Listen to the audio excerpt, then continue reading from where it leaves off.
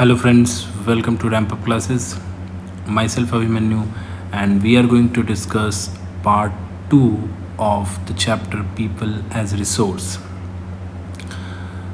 So friends, आगे बढ़ने से पहले एक रिकैप ले लेते हैं. तो फ्रेंड्स, जैसा कि आप जानते हैं कि मैंने आपको पिछले क्लास में जीडीपी, जीएनपी और नेशनल इनकम का कॉन्सेप्ट समझा दिया था. फिर भी मैं एक बार क्योंकि बच्चों को ये चीज़ें समझने में दिक्कत होती है, तो मैं कोशिश करता हूँ कि मैं फिर से जीडीपी, जीएनपी और नेशनल इनकम के कॉन्सेप्ट को रिवाइज़ करवा दूँ, ताकि आप बाय द वे अगर ना समझ पाए हो फर्स्ट वीडियो में, तो आप इस वीडियो में से अच्छे से समझ लें. So first is GDP. Now the question is that what is GDP. तो मैंने आपको बताया था friends that anything which is produced within the country, within the territory of the country is GDP. अगर किसी भी देश में उस देश के अंदर, उस देश की टेरिटरी के अंदर जो भी प्रोडक्शन होता है वो किस में आता है? GDP, ग्रॉस डोमेस्टिक प्रोडक्ट में. वही दूसरी ओर जीएनपी की अगर बात करें तो जीएनपी टोटल मार्केट वैल्यू की बात करता है. Total market value of all final goods and services that is produced by the residents of a country in a given period. तो अगर मैं जीएनपी की बात करूं तो जीएनपी भी प्रोडक्शन की बात करता है, टोटल मार्केट वैल्यू की बात करता है, बट ये इर्रिस्पेक्टिव ऑफ आप कहाँ प्रोडक्शन कर रहे हो, वेदर आप कंट्री के इनसाइड कर रहे हो प्रोडक्शन या आप कंट्री के आउटसाइड प्रोडक्शन कर रहे हो, इट डजेंट मैटर. प्रोडक्शन जो है वो रेजिडेंट के द्वारा होना चाहिए. रेजिडेंट कहने का मतलब है सिटीजन के द्वारा. तो अगर कोई रेजिडेंट और सिटीजन के द्वारा जो प्रोडक्शन किया जाता है वो कहाँ कैलकुलेट करते हैं? हम जीएनपी में कैलकुलेट करते हैं. ओके फ्रेंड्स, तो इसमें इससे कोई फ़र्क नहीं पड़ता कि आप प्रोडक्शन कहाँ कर रहे हो. ठीक है, आप सिटीजन हो, अगर आप बाहर भी रह रहे हो, कंट्री के बाहर हो, आप प्रोडक्शन कर रहे हो, तो भी आपका प्रोडक्शन, आपका मार्केट वैल्यू कहाँ कैलकुलेट किया जाएगा? आपके कंट्री में कैलकुलेट किया जाएगा. ठीक है. थर्ड आता है नेशनल इनकम. तो नेशनल इनकम में मैंने बताया था दोस्तों आपको कि मान लेते हैं कि कोई एक कंट्री है, उसको हम एक बड़ी फैक्ट्री की तरह एक मान लेते हैं. ठीक है. सो नेशनल इनकम बेसिकली क्या है कि आप जितनी भी कंट्रीज़ में जो रेजिडेंट जो है वहाँ के, जो सिटीजन है वहाँ के, जो भी टोटल इनकम वो अर्न करते हैं, टोटल इनकम किस फॉर्म में वो अर्न कर सकते हैं, वेदर वो वेजेस के फॉर्म में अर्न कर सकते हैं या वो प्रॉफिट के फॉर्म में अर्न कर सकते हैं. ठीक है, या फिर वो रेंट के फॉर्म में अर्न कर रहे हैं या फिर इंटरेस्ट के फॉर्म में अर्न कर रहे हो. तो इट डजेंट मैटर कि आप किस फॉर्म में इनकम आपका है, क्या सोर्स इनकम का, लेकिन जितने भी आप इनकम अर्न करते हैं वो सब किस में कैलकुलेट होता है? नेशनल इनकम में. ओके फ्रेंड्स, तो होप सो कि आपको ये डिफरेंस समझ आ गया होगा. What the difference between GDP, GNP and national income. तो जीडीपी जो डोमेस्टिक है, विद इन द टेरिटरी है. GNP with in the territory and outside the territory but by the citizen, by the resident. और national income countries के resident including all the wages, profit, rents, interest etcetera. ठीक है. और ये सभी जो है with in a specific period of time. Specific period of time में कहूँ तो जनरली 1 ईयर लेते हैं. Okay friends. थर्ड, मैंने आपको विमेन वर्कर के बारे में बताया था, हाउस होल्ड और लेबर फोर्स के बारे में. तो मैंने बताया था कि हमारे घर में जो भी औरतें काम करती हैं, हमारी बहनें, हमारी माँ जो काम करती हैं, हाउस होल्ड जो वर्क करती हैं, उसे हम नेशनल इनकम में कैलकुलेट नहीं करते. Means what?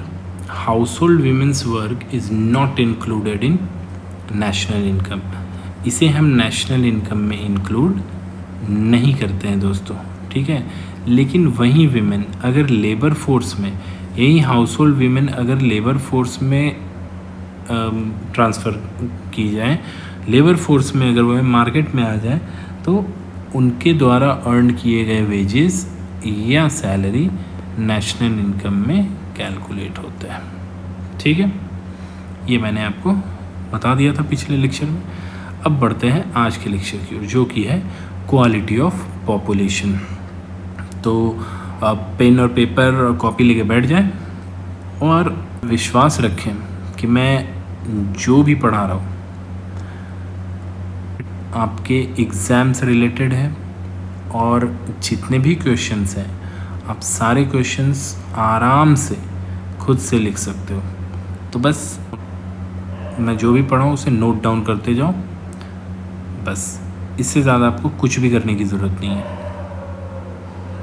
मल्टीपल टाइम्स आप वीडियो देख सकते हो, जितनी बार देखोगे उतनी बार चीज़ें आपको क्लियर होती चली जाएंगी। Okay friends,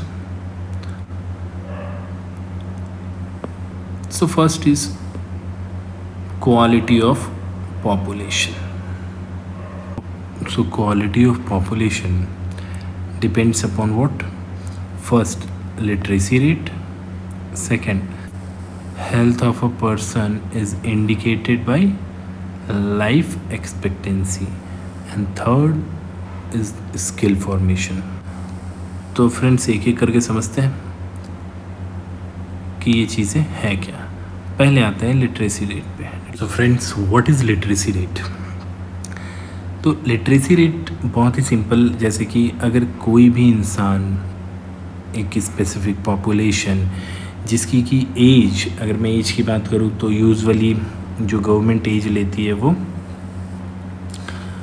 15 years and above लेती है, 15 years and above.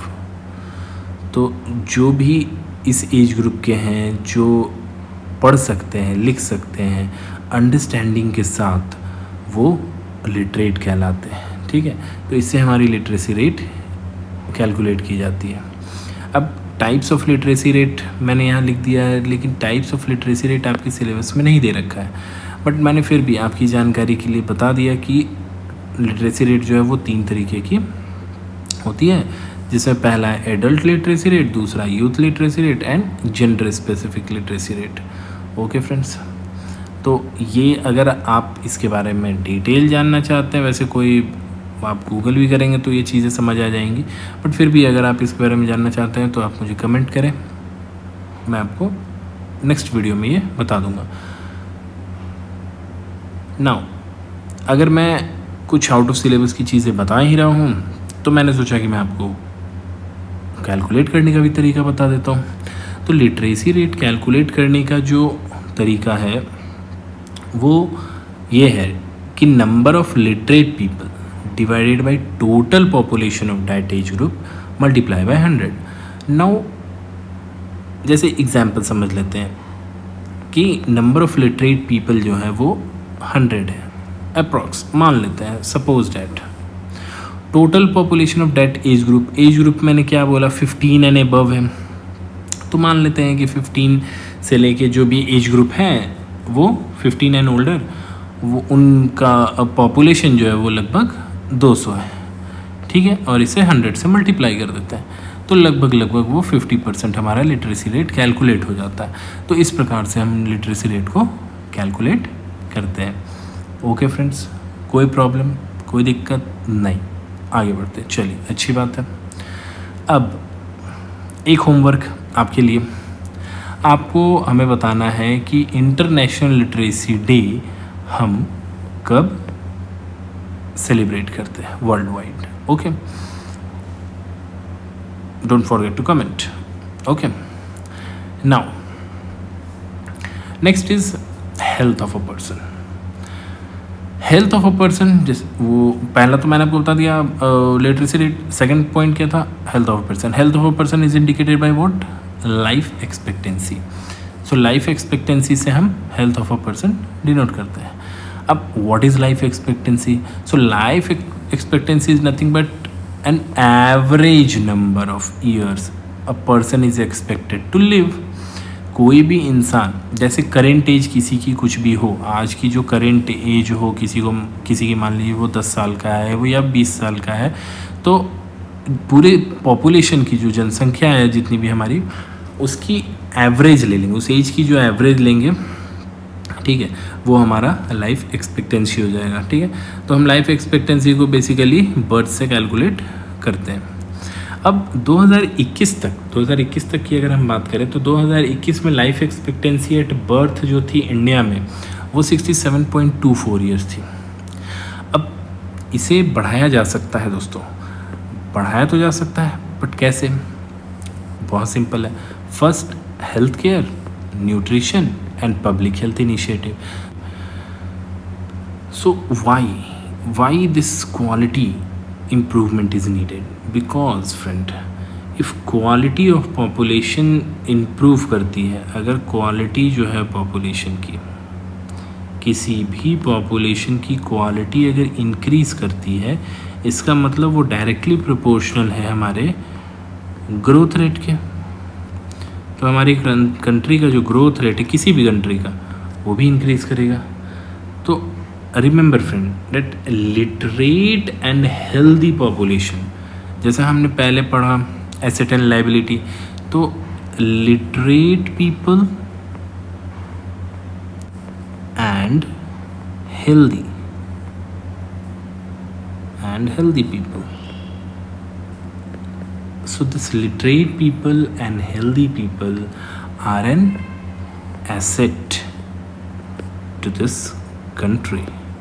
If you are illiterate, you are unhealthy, then you are liabilities to this country. Okay friends, understood? Now next move to education.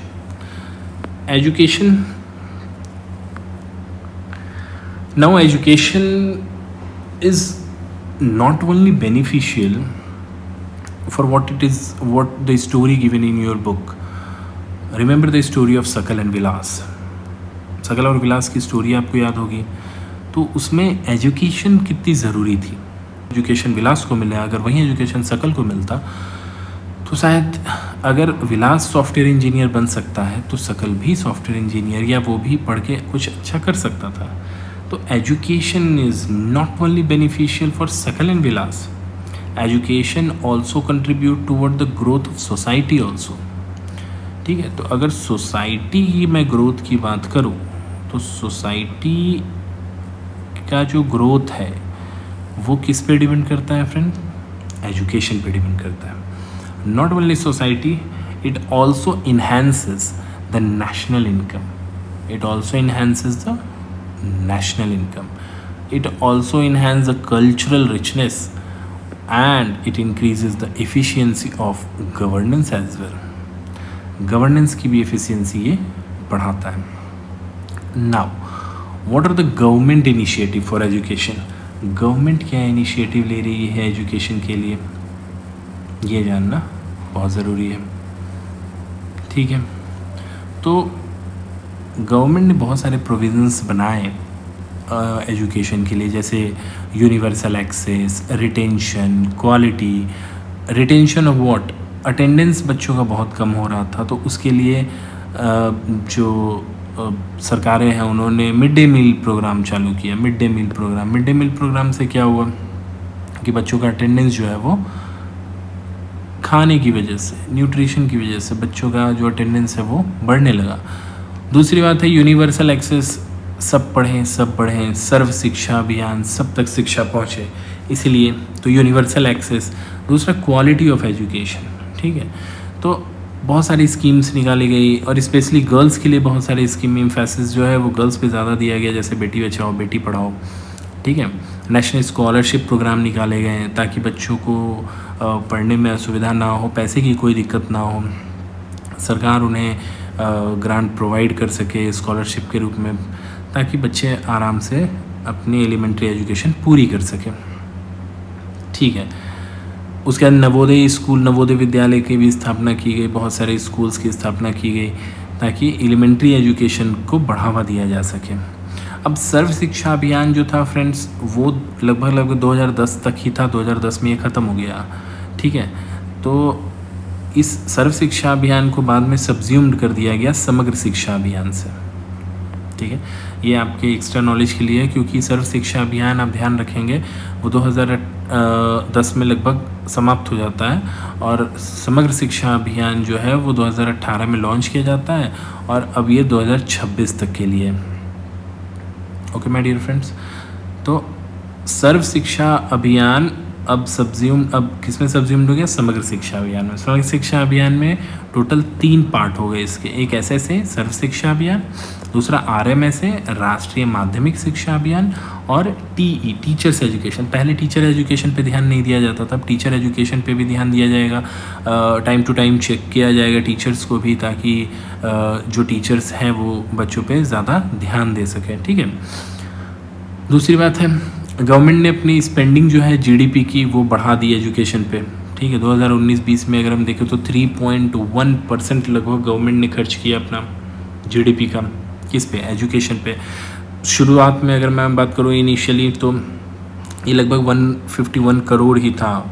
अगर first plan की बात करूँ मैं, तो by first plan ये 151 crore approximately. Okay friends, but now 2020-21 की अगर मैं बात करूं तो ये लगभग 99,300 करोड़ पहुंच चुका है, ठीक है। दूसरी ओर अगर हम बजट की बात करें, ठीक है, मैं आपको बजट का भी बता देता हूँ। 2020 अगर मैं बात कर रहा हूँ, क्योंकि यहाँ 2020-21 की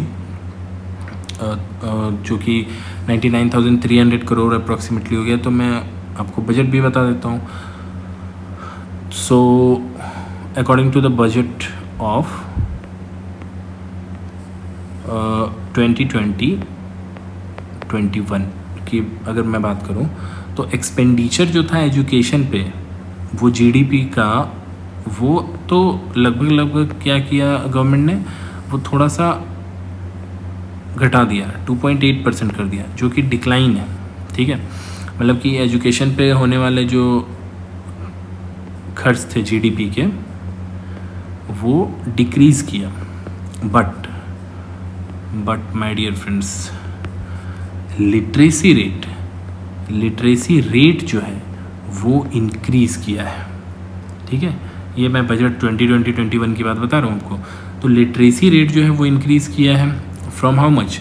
1951 की अगर मैं बात करूँ तो उस समय ये 18% हुआ करता था, और अब अगर आपके बुक में जैसे 2018 का दे रखा था, 2018 की मैं बात करूं तो लगभग ये 85% पहुंच चुका है, ठीक है। 1951 में कितना था? 18%, और अब कितना है 2018 में? 85%। Okay friends, so literacy is not only our right, remember my dear friends, that literacy is not only our right, but it is also needed if the citizen are to perform their duties and enjoy their rights properly। अगर आप अपनी duties और अपने rights को properly enjoy करना चाहते हैं तो भी आपके लिए लिटरेट होना बहुत ज़रूरी है, ठीक है। लेकिन हमारे देश की विडंबना देखिए कि मेल और फीमेल की लिटरेसी रेट में बहुत डिफरेंस है। लिटरेसी रेट ऑफ मेल जो है, मेल की लिटरेसी रेट की मैं बात करूं, literacy rate of male is approximately 16.1% higher than females. तो इसका क्या अर्थ हुआ कि लोग अपने बच्चों में बेटों को ज़्यादा प्रेफर कर रहे हैं पढ़ाना, ठीक है। तो लड़कों को पढ़ाना ज़्यादा प्रेफर कर रहे हैं ये सोसाइटी लड़कियों के बनिस्बत। तो लिटरेसी रेट जो मेल की है वो अप्रॉक्सीमेटली 16.1% हायर है फीमेल से। दूसरी ओर अगर मैं अर्बन और रूरल की बात करूं तो अर्बन एरियाज़ में भी, अर्बन एरियाज़ की मैं बात करूं अगर, तो अर्बन एरियाज़ में 14.2% हायर है कंपेयर टू रूरल एरियाज़, ठीक है। तो अर्बन एरियाज़ के लोग कितने पढ़े लिखे हैं रूरल एरियाज़ के कंपैरिजन में? 14.2%।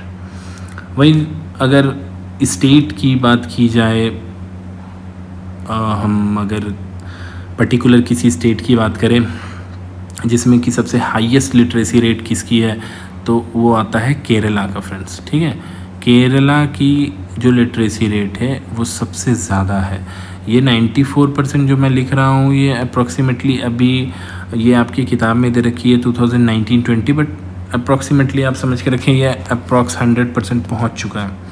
ठीक है, वहीं दूसरी ओर अगर मैं बात करूँ बिहार की, ठीक है, तो बिहार की जो लिटरेसी रेट है वो 62% है, जो कि अब फर्दर मूव करके लगभग 67% पहुंच गया है। तो बहुत मेजर डिफरेंस है, स्टेट्स में भी बहुत मेजर डिफरेंस आपको दिखाई देगी। एक बड़ी खाई है। दूसरा, मेल और फीमेल के बीच भी एक बहुत बड़ी मतलब एक बहुत बड़ा डिफरेंस है, 16.1% अप्रॉक्सीमेटली। अर्बन और रूरल एरियाज़ की बात करें तो 14.2%। ओके, सो गवर्नमेंट ने तो प्राइमरी स्कूलों को बढ़ावा देने के लिए, गवर्नमेंट ने बच्चों को पढ़ाने के लिए ज़्यादा से ज़्यादा प्राइमरी स्कूल्स की स्थापना की।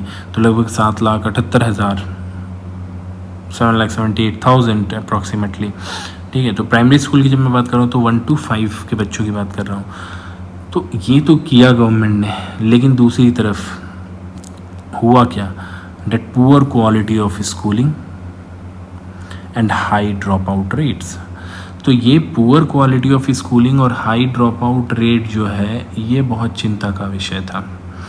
तो जैसा कि मैंने आपसे पहले डिस्कस किया था सर्व शिक्षा अभियान के बारे में, ये सर्व शिक्षा अभियान जो था ये बहुत ही एक मेजर रोल प्ले करता है providing elementary education to all children in the age group of 6 to 14। तो जितने भी एज ग्रुप है, तो मैंने आपको बोला तो सर्व शिक्षा अभियान जो है वो 2010 में अप्रॉक्सीमेटली आते आते वो ख़त्म हो जाता है, बाद में उसे समग्र शिक्षा अभियान में मिला दिया जाता है। ठीक है, that later changes to what, Samagra Shiksha अभियान। तो मैंने फिर से दोबारा आपके समझने के लिए यहाँ समग्र शिक्षा अभियान लिख दिया है। तो सर्व शिक्षा अभियान ने बहुत हेल्प की गवर्नमेंट की उस बच्चों को ज़्यादा से ज़्यादा बच्चे इनरोल हो स्कूल में। तो 6 to 14 तक की जो स्थिति थी एलिमेंट्री एजुकेशन की वो धीरे धीरे सुधर रही थी।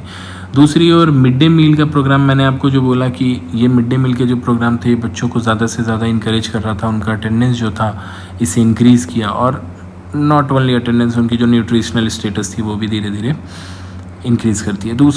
तीसरा क्या गवर्नमेंट ने किया, गवर्नमेंट ने एक इनिशिएटिव चलाया back to school camps. So back to school camps भी इनरोलमेंट इंक्रीज़ करने में बहुत हेल्प किया, एलिमेंट्री एजुकेशन में खास करके। ओके फ्रेंड्स, तो ये सब तो बातें हो गई हमारे एलिमेंट्री एजुकेशन की। इसके बाद गवर्नमेंट ने हायर एजुकेशन के लिए क्या किया ये हम जानेंगे नेक्स्ट वीडियो में। बट मैं उम्मीद करता हूँ कि जो भी चीज़ें मैंने इस वीडियो में आपको समझाई है वो आपकी समझ में आ गया होगा। अगर फिर भी आपको किसी चीज़ की कोई भी चीज़ में प्रॉब्लम लगती है, किसी भी चीज़ की इसमें दिक्कत है, whether related to voice, video और एनीथिंग और any topic which you didn't understand, so do let me know. Okay, so thanks for watching, have a nice day, thank you.